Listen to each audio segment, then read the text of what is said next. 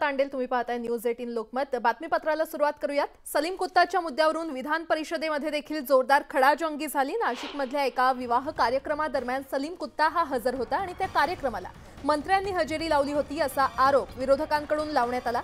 खडसेंनी सभागृहात फोटो दाखवत हा आरोप केला आणि त्यावर सत्ताधारी सदस्यांनी या चर्चेला आक्षेप घेतला। कोणत्याही पूर्व परवानगीशिवाय अशा प्रकारची चर्चा करता येणार नाही म्हणत नीलम गोऱ्हे यांनी परवानगी नाकारली।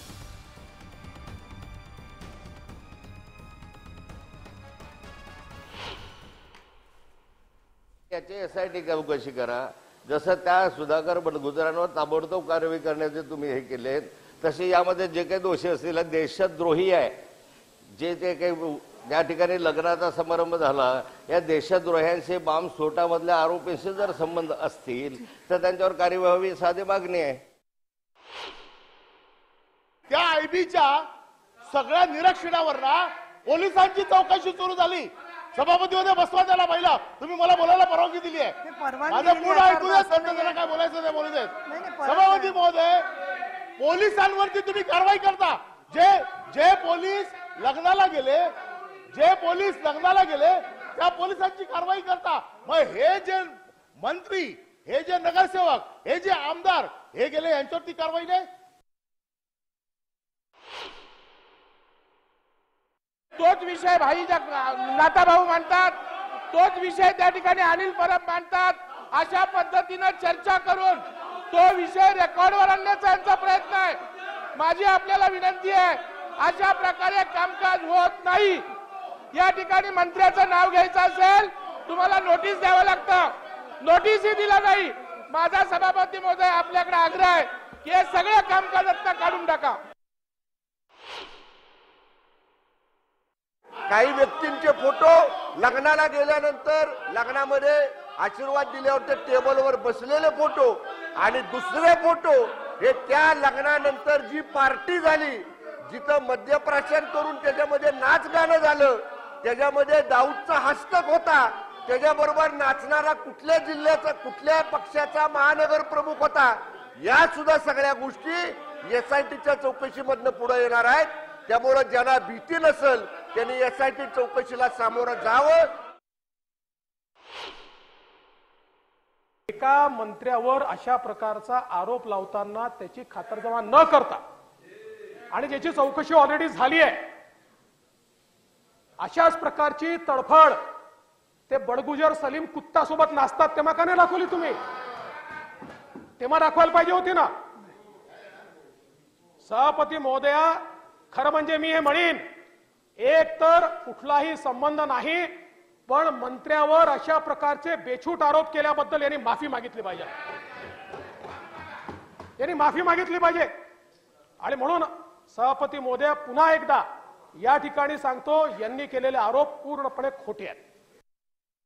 मुंबईतील 1993च्या बॉम्बस्फोट मालिकेतील मुख्य आरोपी आणि दाऊद इब्राहिमचा राईट हँड समजला जाणारा सलीम कुत्ताच्या मुद्द्यावरून नव्या चर्चांना उधाण आलंय। सलीम कुत्ता जिवंत आहे की त्याचा मृत्यू झालाय असा नवा मुद्दा आता समोर आलाय। या चर्चांचं कारण ठरलंय ते काँग्रेस आमदार कैलास गोरंट्याल यांनी केलेला दावा। सलीम कुत्ता याची 1998 मध्येच रुग्णालयामध्ये हत्या झाली होती असा खळबळजनक दावा आमदार कैलास गोरंट्याल यांनी विधानभवन परिसरात केला। आणि गोरंट्याल यांच्या या आरोपानंतर नेमकं सलीम कुत्ता जिवंत आहे की त्याची पूर्वीच हत्या झाली आहे हा प्रश्न उपस्थित झालाय। दरम्यान गृहमंत्र्यांनी या सलीम कुत्ता प्रकरणी सविस्तर माहिती द्यावी अशी मागणी देखील आमदार गोरंट्याल यांनी केली आहे आणि त्यामुळे हा मुद्दा आणखीनच तापण्याची शक्यता आहे।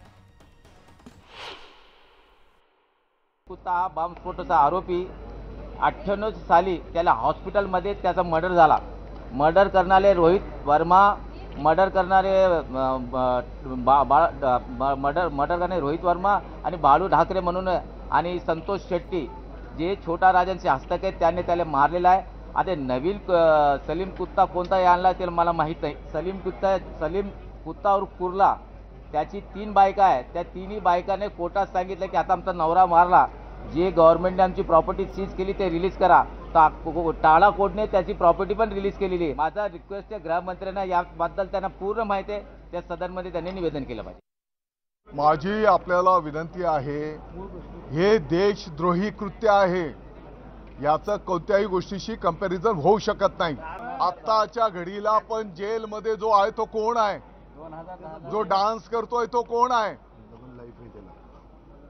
आणि त्याला टाडा न्यायालयाने जन्मठेप शिक्षा ठोठावलेली आहे. गोरंट्यालकडे जास्तीची माहिती असेल त्यांनी द्यावी. नितेश राणे कैलास गोरंट्याल यांना सलीम कुत्ताबाबत कोणी माहिती दिली असा सवाल नितेश राणेंनी केलाय. 1993च्या बॉम्बस्फोटाबाबत राजकारण होऊ शकत नसल्याचंही त्यांनी स्पष्ट केलं. कैलास गोरंट्याल यांची चौकशी करा आणि अशी मागणी नितेश राणे यांनी केली आहे. राज्यात गुन्हेगारी वाढली असून मालेगाव मिनी पाकिस्तान झाला असल्याचा आरोप त्यांनी केलाय.